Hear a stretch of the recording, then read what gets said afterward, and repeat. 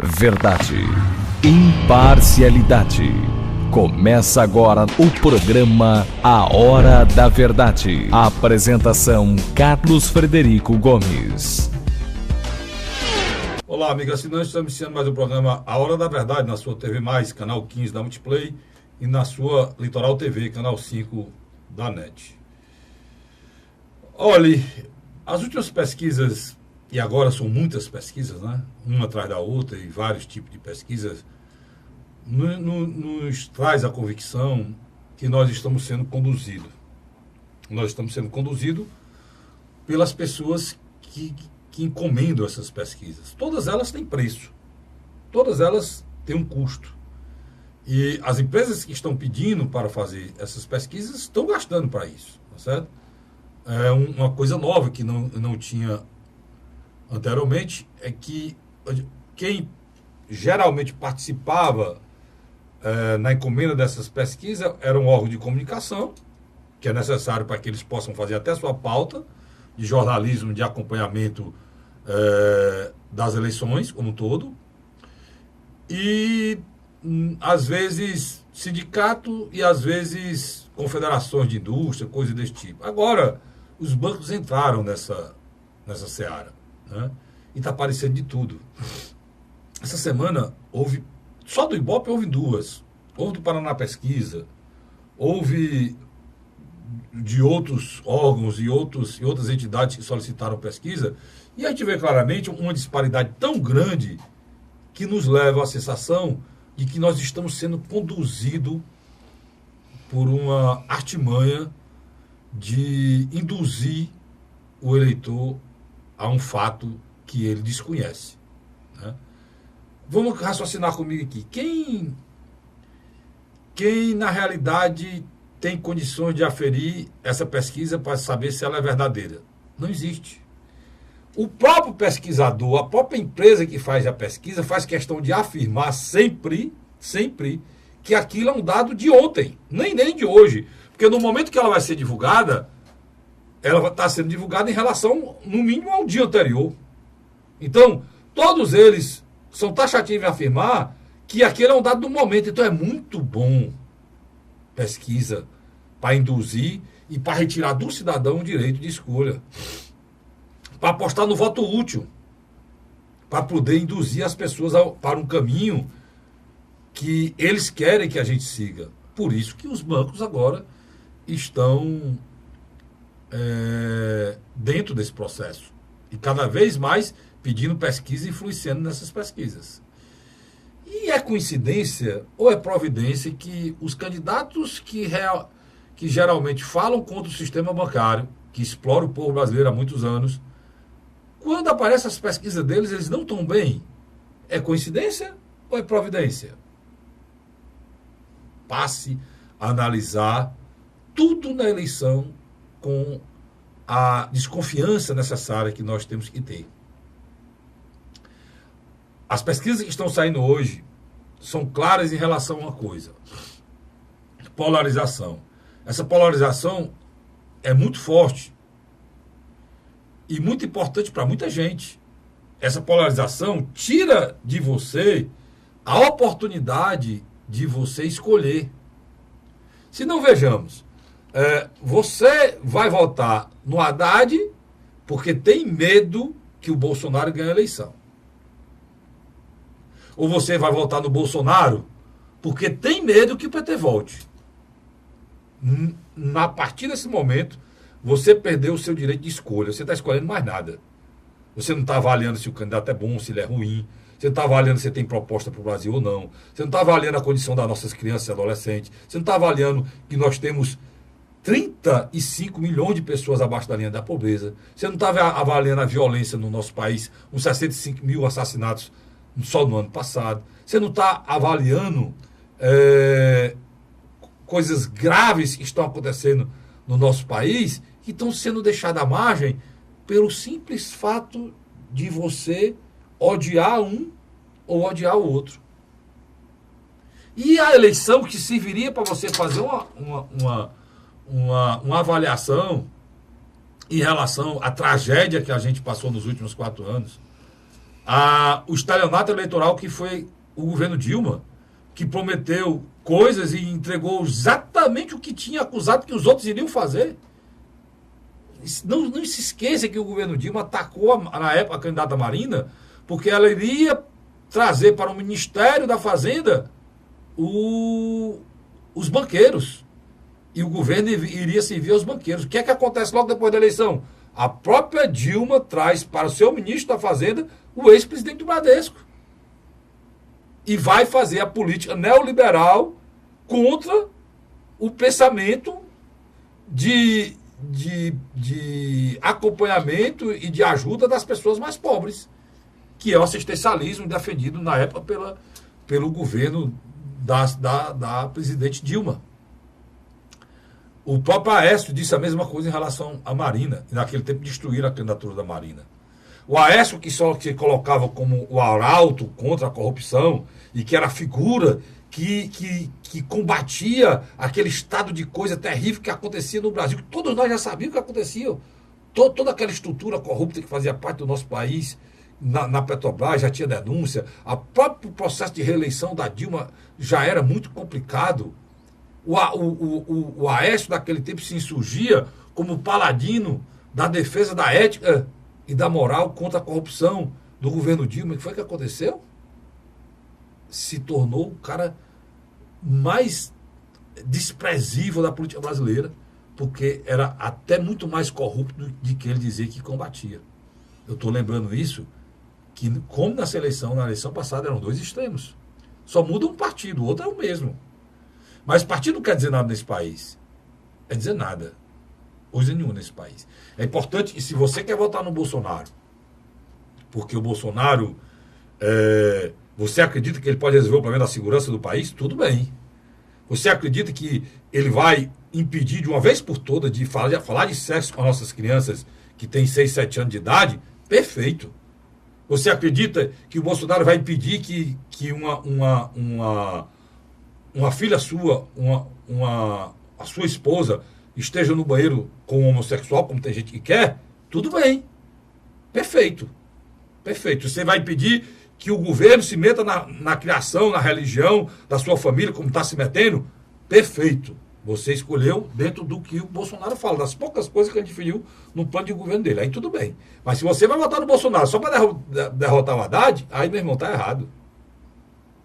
Ou se você vai votar no Haddad porque tem medo que o Bolsonaro feche, tem medo da tortura, da homofobia dele, que dizem que ele é homofóbico, que dizem que ele é machista. Se você vai votar no Haddad só para derrotar quem você não gosta, aí, meu amigo, tá errado. Sinceramente, nós temos candidato com propostas esse ano, fora dos dois. Propostas claras, bem definidas, que aí deveria a sua escolha. Para isso que existem 2 turnos, para você escolher. No segundo turno, você já vai ter uma decisão a tomar entre 2. Então, não antecipe o segundo turno votando no mais rejeitado. Porque, por incrível que pareça, os 2 que eu estou falando aqui são os 2 mais rejeitados. Quem tem a maior rejeição? São os 2. E são os 2 que o país está escolhendo. Então, pare, pense. Você que é cearense, tem oportunidade. Porque você conhece. Nós temos um candidato do Ceará. Você pode pensar no Ceará. Se você não quer pensar no Ceará, vamos pensar em honestidade. Nós temos a Marina, com uma figura honesta. Não tem que diga o contrário. Se você já confia no projeto e possa melhorar a situação do Brasil, pelo menos na área da educação, o Ceará é exemplo de educação para o Brasil. Pode ser exemplo de educação para o Brasil todo. Então, nós temos opções. Se você acha que o Alckmin é um cara que tem muita experiência, governou o Estado como São Paulo, é outra opção. Não venha dizer depois que nós não temos opções.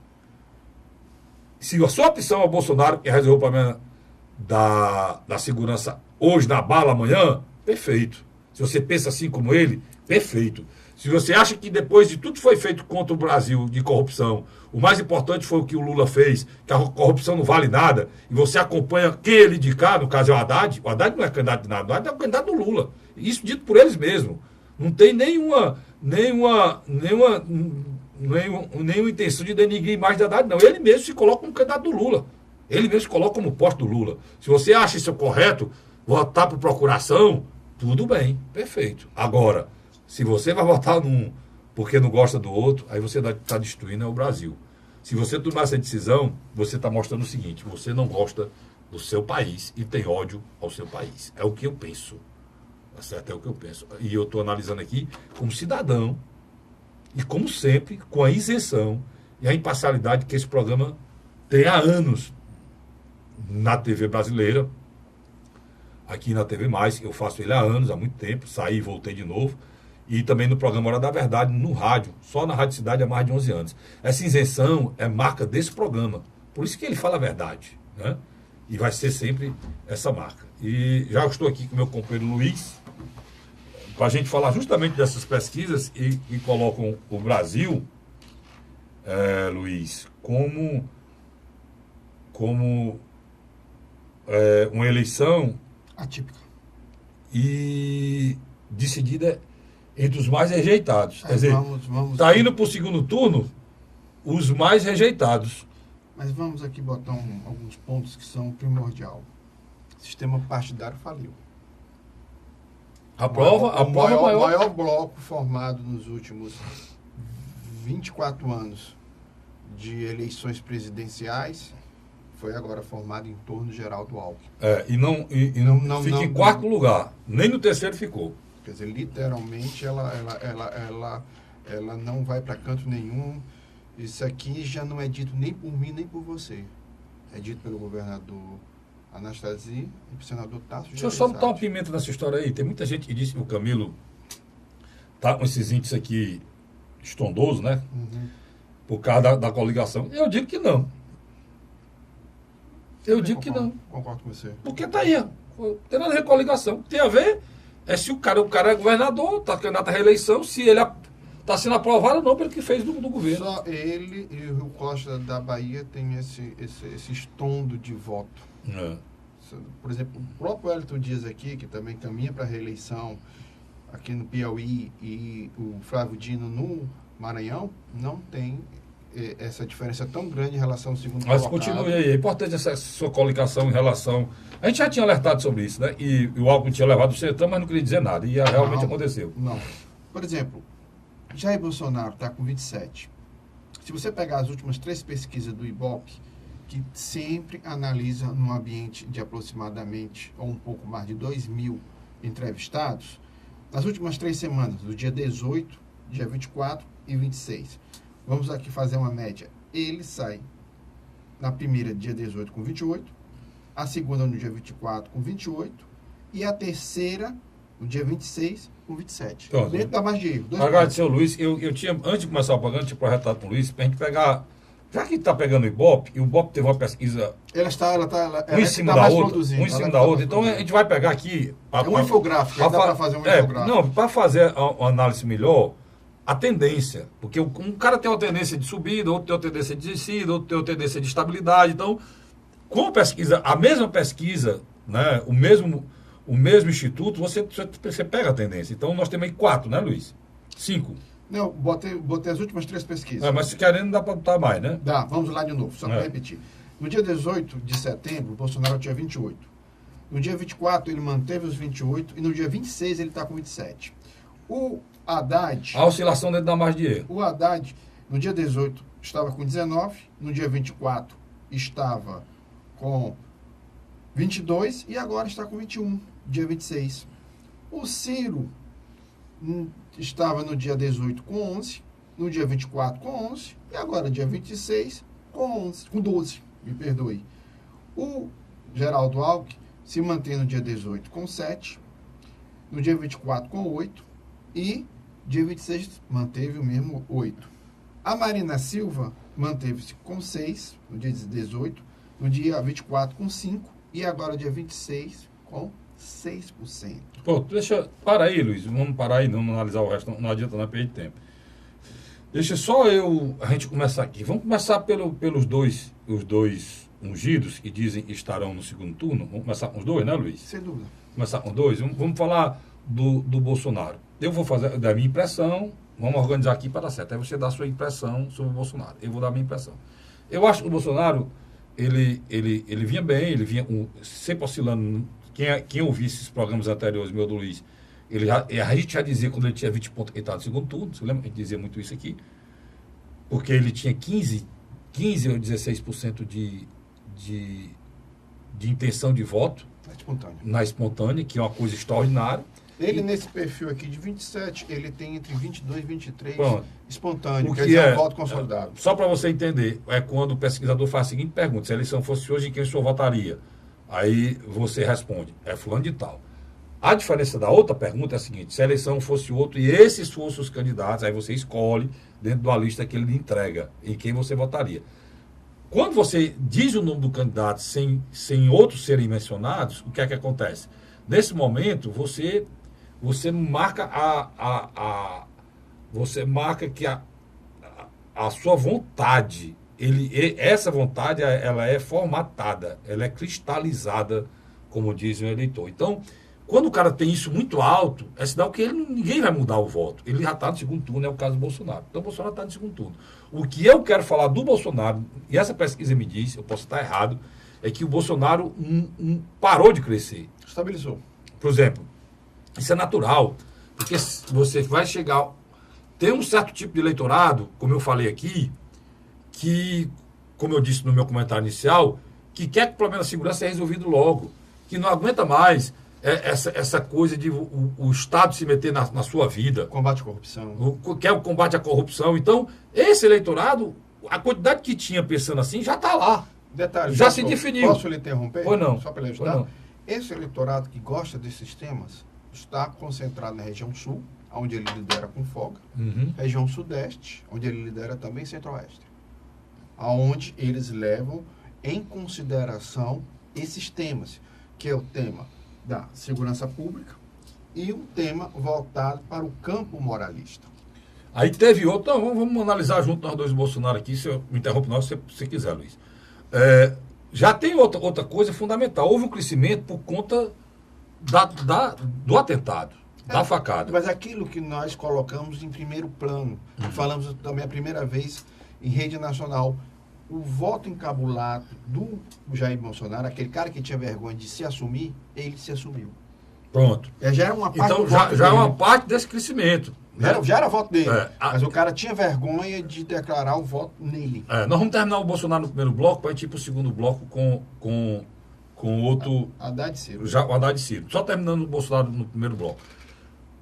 Aí, além disso aí, houve agora no final um crescimento pelo crescimento do Haddad. Algumas pessoas estão com medo que o Haddad, que o PT volte, também foram para o Bolsonaro. E parou e estabilizou. Esse é um fato, né, Luiz? Estabilizou. Então, hoje, para você, no meu pensamento, para você entender, o Bolsonaro estabilizou o seu crescimento, né? Só se for algum fato novo, e vai levar até o dia 7 de outubro, dia do meu aniversário, alguma mudança em relação ao crescimento do Haddad. Nas redes sociais está uma loucura, né? Galera puxando enquete, puxando especialista, dizendo que vai dar, pode ganhar no primeiro turno, tudo é possível. Mas se você for fazer uma análise nua e crua do que tem de pesquisa, o fato é isso. Alguma coisa a acrescentar, Luiz, sobre o Jair Bolsonaro? Não, eu acho que literalmente você conseguiu traduzir isso que eu também vejo. Ele ocupou a esfera que outrora era do PSDB. Ele está centralizado, principalmente no sul e sudeste. A história do antipetismo, né? E ele é o antipetismo. Isso aí é uma coisa que é interessante. Por exemplo, o que acontece? Não é o voto útil, é o voto antipetista. Aí no segundo bloco a gente vai falar da questão do voto útil. O voto útil, que é o voto antipetista, eles têm essas duas funções, né? Entendi. Ele é o voto útil para derrotar o PT. Ele não é o voto útil para escolher o seu candidato. Não, né? É um voto útil propositivo. Pronto, é isso aí. Eu vou para um rápido intervalo, sai daí não. Eu volto já com o segundo bloco do programa Hora da Verdade, para a gente analisar o Haddad e os outros candidatos. Sai daí não, instante só. A Hora da Verdade.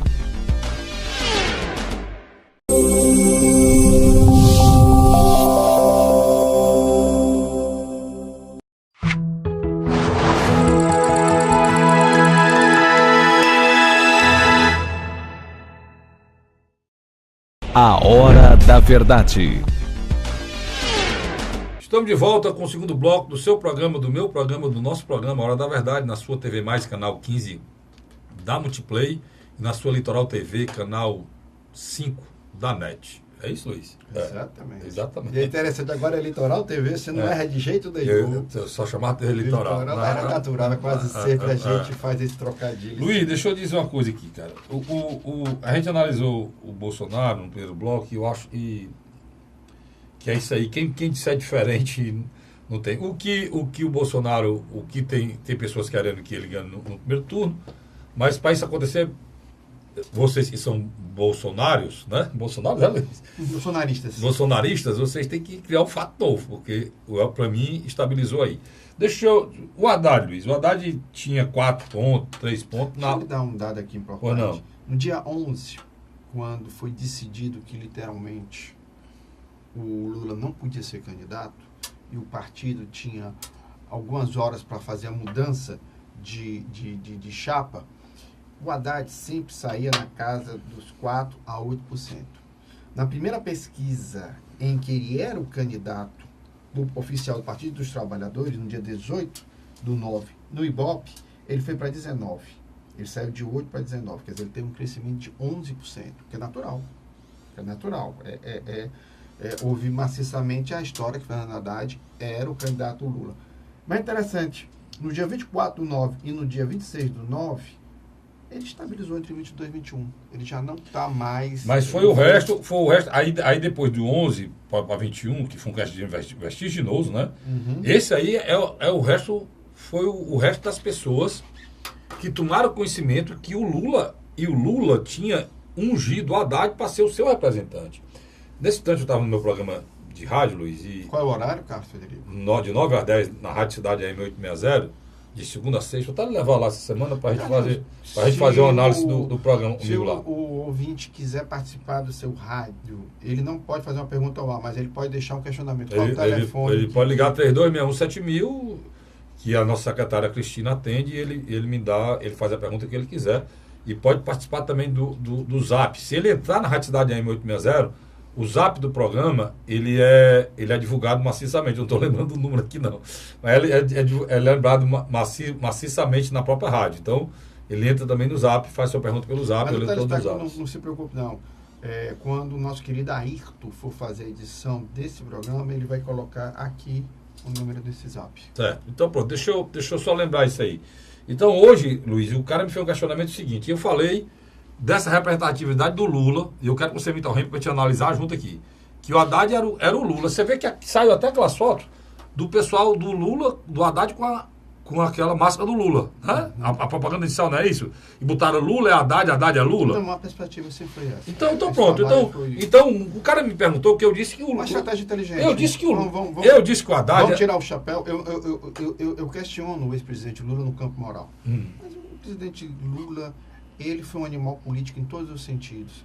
Ele literalmente criou uma coligação pró-Fernando Haddad, que tem um segundo tempo de televisão, barrou a ida do PSB a Ciro Gomes, enquadrou o PCdoB, tá certo? E levou a campanha até o seu limite máximo. Ele como candidato, o que aconteceu? Sobrou pouco tempo até mesmo para bater no Haddad. E o Lula já tinha um processo. O que você jogasse no Lula já não pegava mais. Porque o cara que vota no Fernando Haddad sabe de todos os equívocos do PT e do Lula e vota pela questão mesmo do Lula. Então você terminou de confirmar o que eu disse lá. O que foi que eu disse lá? Eu disse que o Haddad era o posto do Lula. E um ouvinte que não vota nele, mas, cara, será que não fica tendencioso você dizer isso não? Contra ele, não estou dizendo nada de tendencioso. Quem se autotitulou como poste do Lula foi o Haddad, né? Do jeito que você colocou. Então, foi colocado justamente isso. O Lula, uma estratégia traçada. É o procurador. E o eleitor sabe disso. O eleitor sabe disso. E o próprio candidato se autotitula como representante do Lula. Então, não é a luz do Haddad. O Haddad não está sendo candidato. Ele não tem 22% porque ele é um bom administrador, ele fez alguma coisa importante para o país, ele se credenciou para ser. Nada disso. Mano, se você vê o Bolsonaro ele tem 7 mandatos de deputado federal, ele se auto-intitulou honesto, né? Ele tem uma história. É honesto, ele tem um pensamento Conservador. de direita, conservador. E neoliberal na área econômica. E o que leva para o segundo turno é isso. O Ciro está em terceiro colocado, porque o cara é ex-prefeito, ex-governador, duas vezes, onde foi ex-prefeito, foi o melhor prefeito do Brasil, ex-governador foi o melhor governador do Brasil, foi ministro da Fazenda, foi ministro da Integração Nacional, como ministro da Fazenda ajudou a fazer o real, Foi deputado estadual. como ministro da Integração Nacional, iniciou o projeto da transposição São Francisco. Então, por que é que ele está aí? Por isso. Entendeu? A Marina é uma mulher que até os 16 anos era analfabeta, empregada doméstica, que estudou, lutou, se formou, se tornou uma pessoa reconhecidamente competente na área do desenvolvimento sustentável no mundo, reconhecidamente no mundo todo como uma das principais figuras em defesa da ecologia, em defesa do desenvolvimento sustentável, e, através do estudo, mostrou a superação de uma mulher pobre, e hoje é candidata a presidente, já foi senadora, 8 anos, foi ministra do Meio Ambiente no governo Lula. Então, pronto, então, eu estou dizendo que esses candidatos têm uma história. O Haddad não tinha história para ser candidato a presidente. Não, o Haddad sempre foi. Ele foi ministro. Ele foi satélite. O que é o satélite? Não, no caso aqui, só é o colocar, processo da Lua.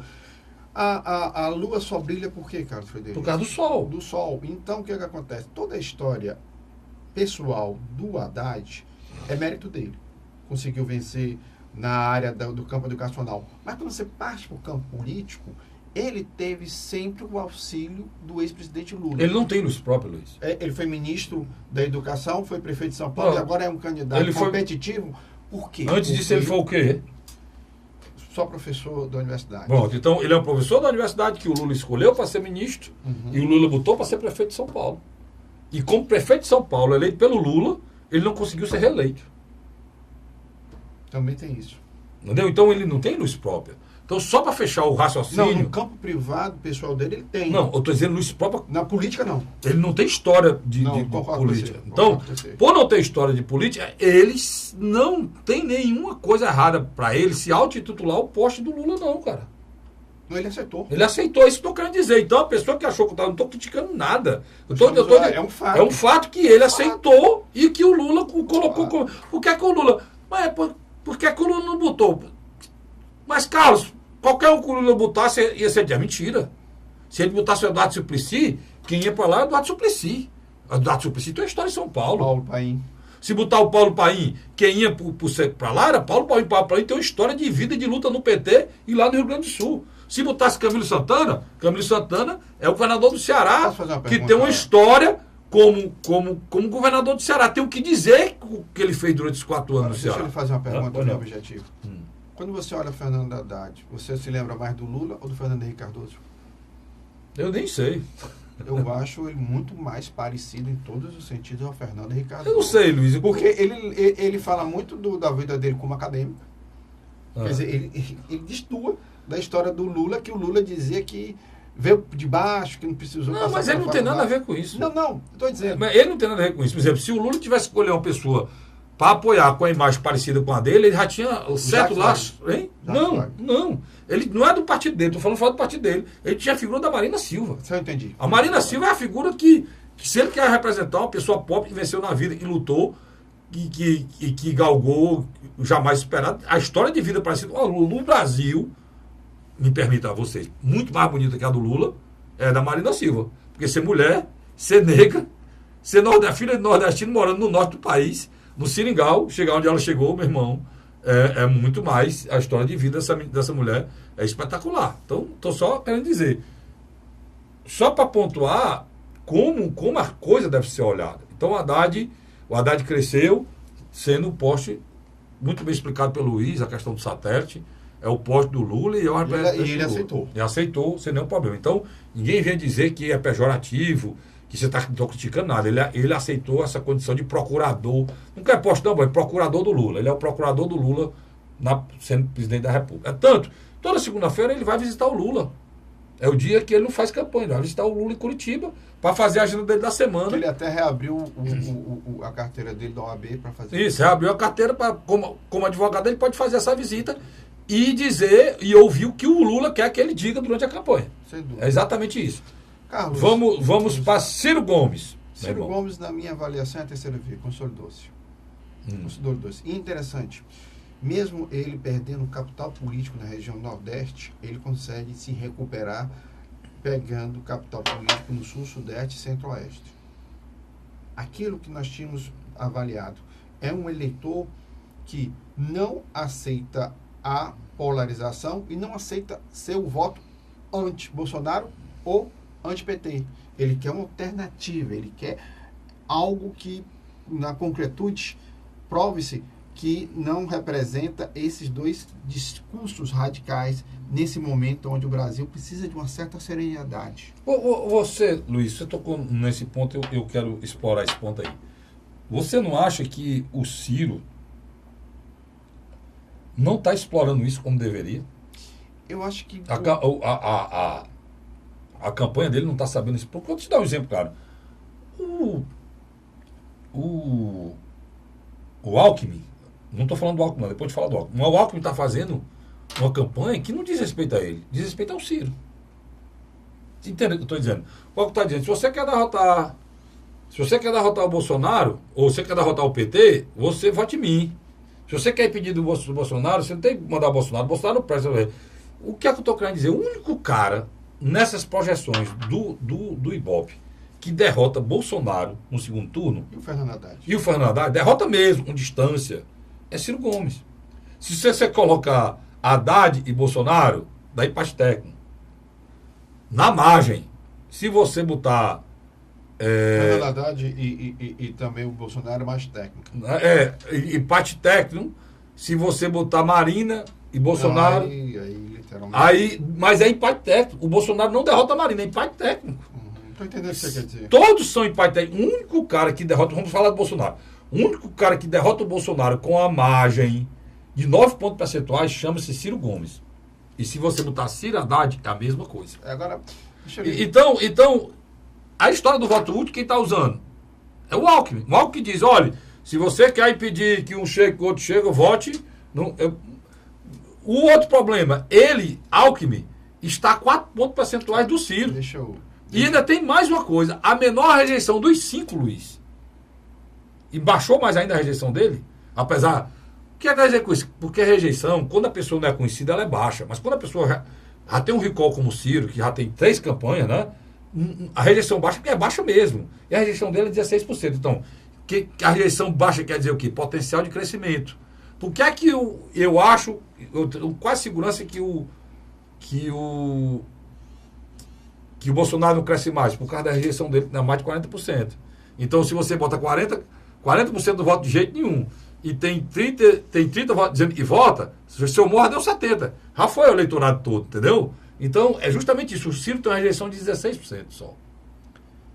16%. E ele, em todas as simulações, de todas as pesquisas, ele é o cara que ganha de todos. E o único que ganha do Bolsonaro, fora da margem de erro. Né? São 9 pontos percentuais de diferença. E a campanha do Ciro não está explorando isso. Na última campanha, desculpa, na última semana, agora da Associação Presidencial, primeiro turno, eu acho que a única estratégia viável de Ciro Ferreira Gomes é proclamar a esse eleitor que não está querendo ver o segundo turno se tornar literalmente um processo de radicalização da política brasileira. Quer dizer, você tá dizendo aí que ele está deixando isso para o final. Não, ele tem que fazer esse discurso. Você está dizendo que o marqueteiro dele ou ele... Porque ele fez um discurso que o eleitor deveria escolher, não deveria votar na história de voto útil.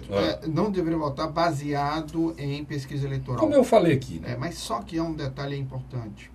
Eu acho que Ciro Gomes poderia conversar com 2 lideranças específicas. Uma se chama, indiscutivelmente, o senador pelo Estado do Paraná e candidato pelo Podemos. Álvaro Dias. Ele deveria conversar com o Álvaro Dias, porque o Álvaro Dias ainda mantém um bom capital político no Sul. Não tem mesmo. Ele ainda é o segundo colocado naquela região. Caindo, mas ainda se mantém. E a outra é a Marina Silva. Eu acho que não é desmérito chegar numa véspera de eleição e você declarar apoio a uma candidatura que tem semelhanças com as bandeiras que você defende. Eu acho que nós estamos entrando num processo agora que nós temos que preservar a saúde da nossa democracia.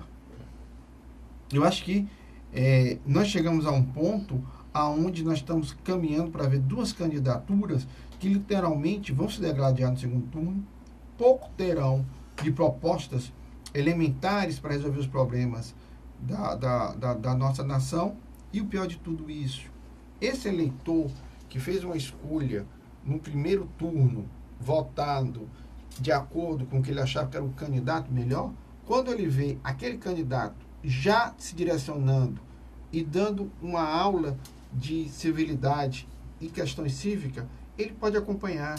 Eu acho que é o único fator que poderá definitivamente agora desestabilizar essa polarização negativa que nós estamos caminhando. Essa sua avaliação é muito boa na teoria, né? O difícil O Álvaro Dias é a mais.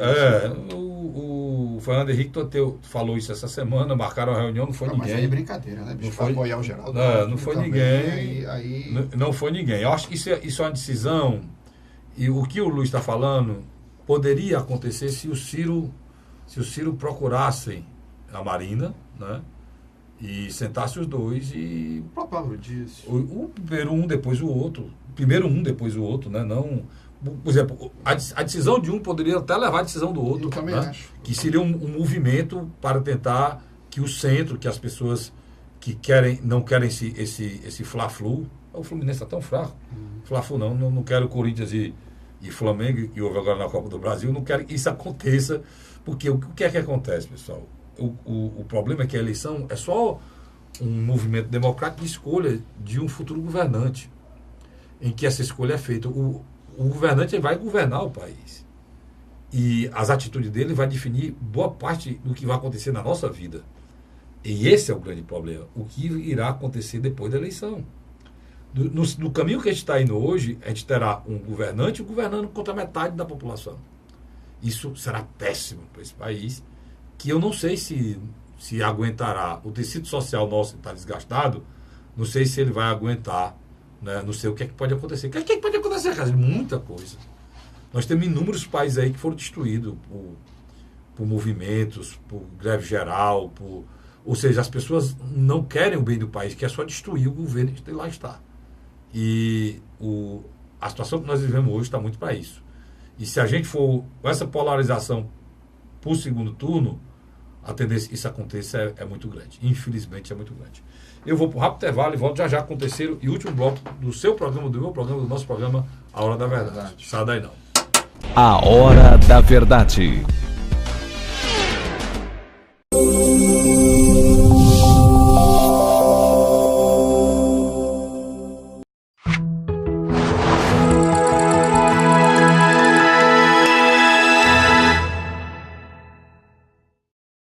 A Hora da Verdade.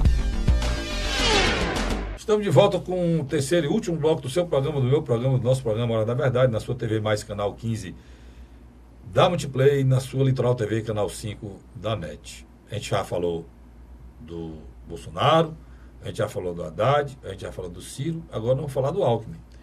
No início do programa, o Luiz lembrou aqui que os partidos não existem no nosso país. Não, a prova maior disso é o Bolsonaro. O Bolsonaro é do PSL, o PSL não tem o local onde tem candidato a governador, os candidatos a governador tem 1%, não tem bancada, um partido nanico dos nanicos, pois é que lidera as pesquisas hoje, e a gente já pode garantir que está no segundo turno. O PSDB do Alckmin juntou todo o Centrão.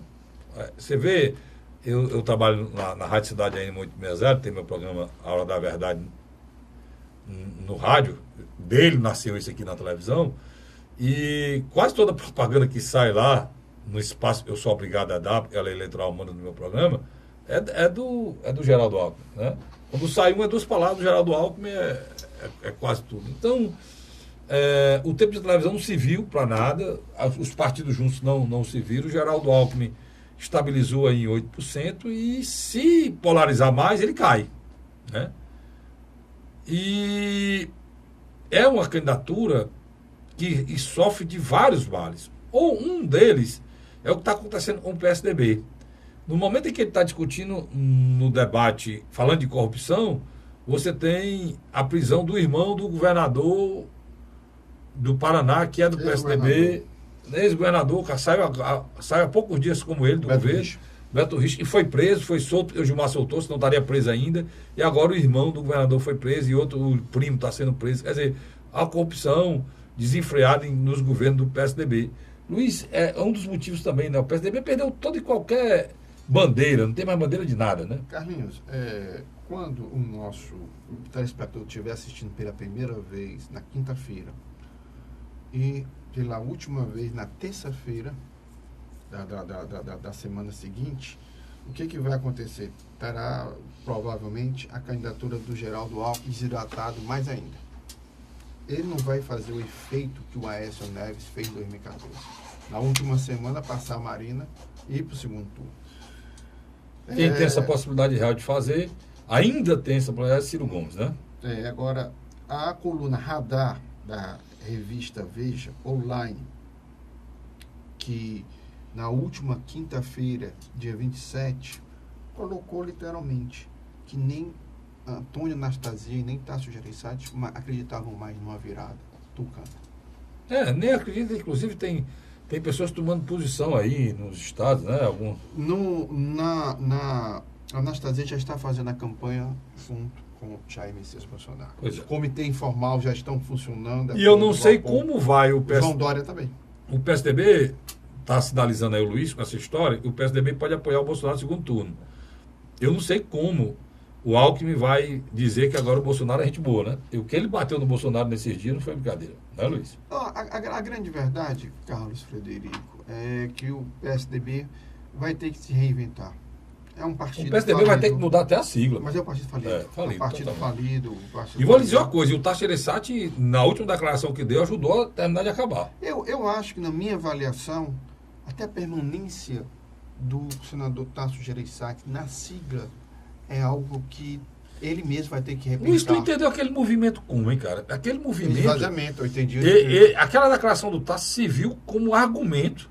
Esvaziamento. Não, se viu como argumento pro Haddad, cara. Ele ajudou o Haddad ali. Ali não tem a menor dúvida. Ele ajudou o Haddad ali. Não tem a menor dúvida que ali a intenção de Tasso Gereissati não só foi esvaziar a candidatura de Geraldo Alckmin, e aí você vai tomar um susto agora, você vai ficar pasmo.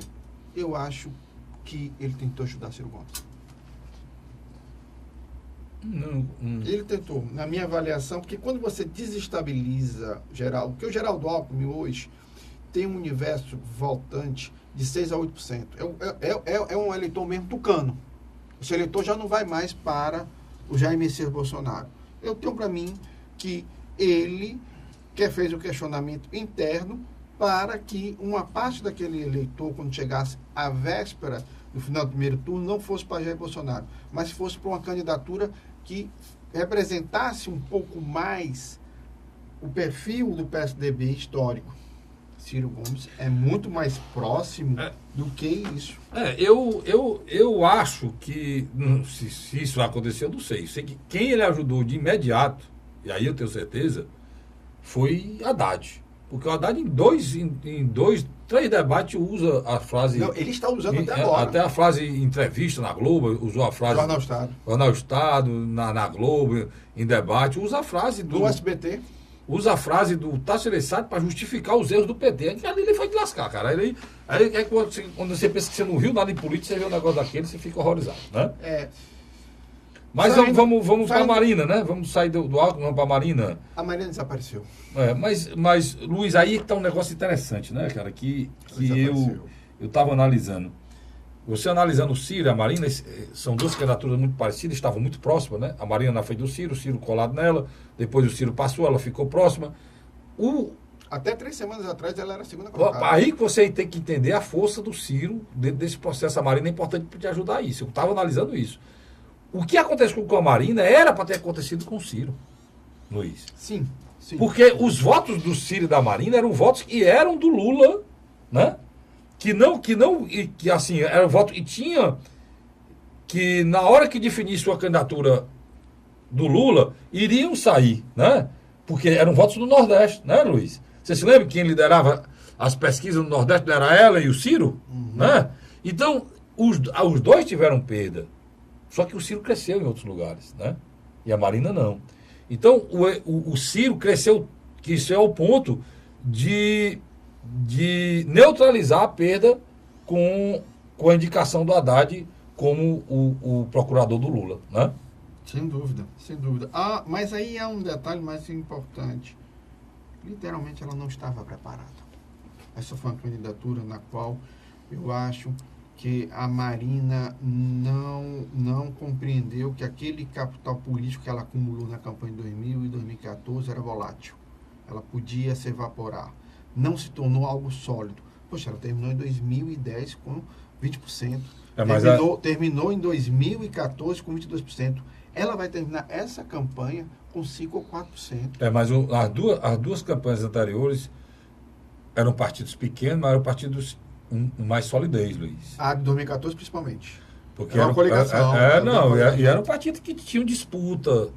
No caso, o partido, o PSB, ganhou eleição lá em Pernambuco, né? Ganhou eleição em Pernambuco, que era o partido dela, né? Ela foi candidata depois da morte do Eduardo, não ganhou só Pernambuco, ganhou Pernambuco, ganhou Brasília, né? Em alguns estados, em alguns estados. Então, ela representava uma força. Hoje, a rede, praticamente, você não consegue ver. Aqui no Ceará, a propaganda da rede, quando sai daquele modelo antigo, Luiz, e sai a foto de 4, em vez de sair a foto de cada um, o tempo é tão pouco, sai a foto de 8 candidatos numa chibatada só. Quer dizer, inexistente praticamente. E a rede e o Partido Verde, eu acho que a tendência deles é se fundirem e se tornarem um partido, mas não sob a liderança de Marina Silva. Eu acho que Marina Silva fecha um ciclo na própria vida como candidata presidencial. E, Carlos Frederico, os candidatos que teriam chance de crescer na reta final e não o terão, literalmente ficaram a ver navios. Henrique Meirelles, literalmente, já deve estar pensando em pós-eleitoral.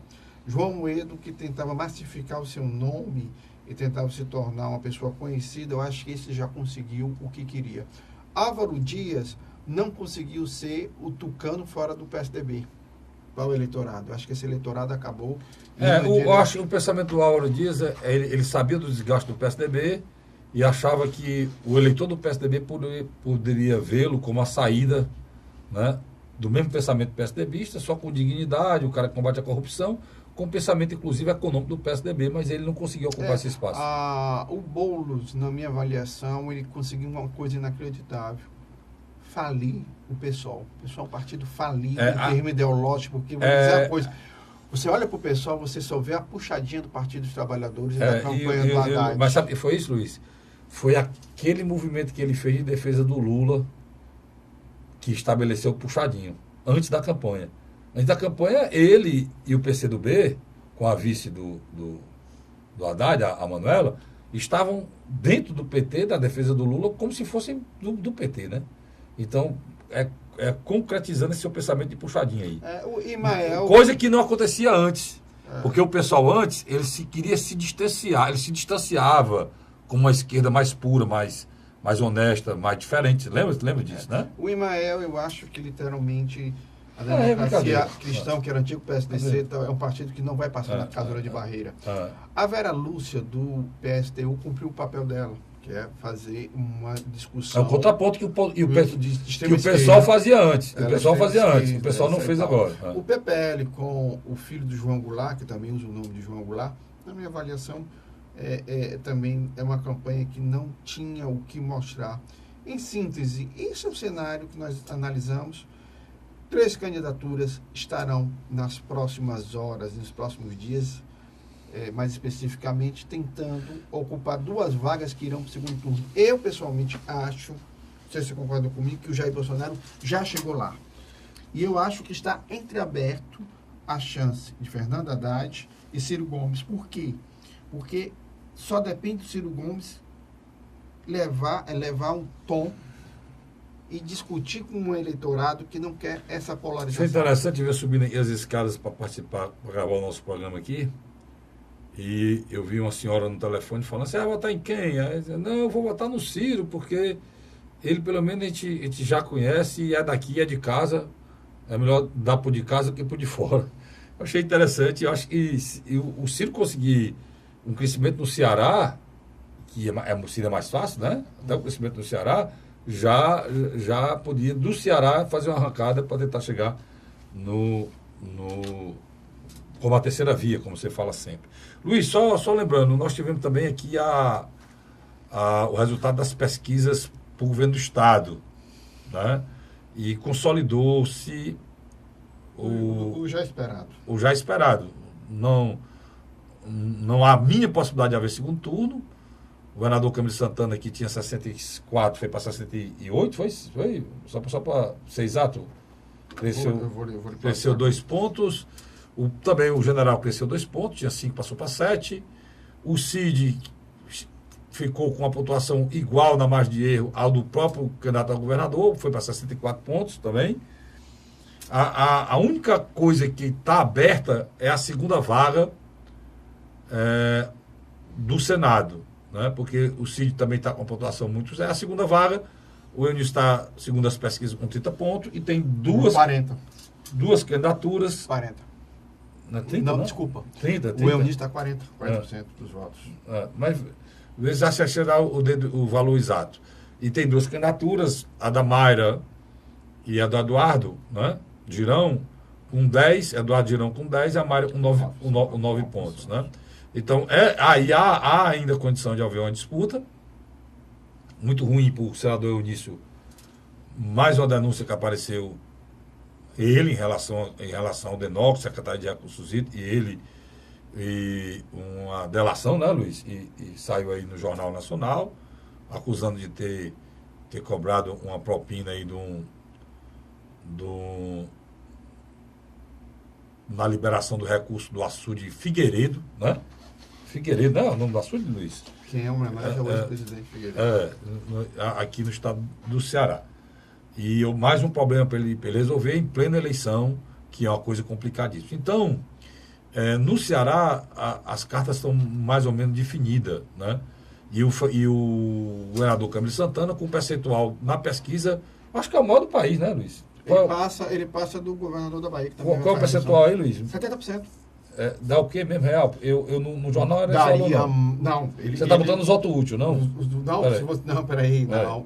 Na estimulada, ele tem 70%. Se você botar... Não, mas o que saiu no jornal, a pesquisa de Ibope saiu no jornal. Aqui, a estimulada, o primeiro cenário, na estimulada, vamos lá. Ele com 70%. É do Ibope? É do Ibope Verdes Mares. Deixa eu só ver aqui. Camilo Santana, 69, né? Eu não tá 69, estou 70. É 69. Eu não fei, na minha cabeça não tinha um 6 e alguma coisa, não tinha 70. Aí você podia fechar. Não, mas não estou fechando, não está exato aqui. 69% Camilo Santana, General Teófilo, eu disse 7%, ele tinha 5, passou para 7. O Hélio Góes passou a Ailton Lopes, essa derrocada do pessoal que você está falando, né? Que na eleição passada, Ailton Lopes foi o terceiro, o pessoal foi o terceiro, né? O Hélio Góes para 2%, Ailton Lopes 1%, Gonzaga 1%. O Micailton não pontuou, também não é nem candidato, saiu, né, Luiz? Uhum. Entendeu? E ao Senado, você quer que ao Senado, eu vou puxar. a rejeição, olha, você vê a questão da rejeição que é importante a gente colocar. Rejeição do General Teófilo 34, Francisco Gonzaga 33, do Ailton Lopes 28, do Hélio Góes 27, do Micailton 24, e a menor rejeição é do Camilo Santana, que tem a maior pontuação, que é 13%. Né? Frederico, se a gente for aqui para... Não tem aqui o Senado, isso? Eu vou buscar. Bota no Senado aí, para a gente falar do Senado com os números exatos que eu falei anteriormente, tá certo? Importante a gente pontuar a eleição no estado de Ceará, que é muito importante isso aí, e eu fico satisfeito quando a gente vê coisas como essa estão acontecendo no Ceará. É um candidato que é a reeleição. Se a avaliação dele, do governo dele, dá esse mesmo percentual, 65%. E a mesma intenção de voto é a mesma avaliação que dá do governo dele. É importantíssimo porque você vê uma politização do eleitorado. O eleitorado está avaliando o governo se presta ou não. E de acordo com a avaliação está acompanhando no voto.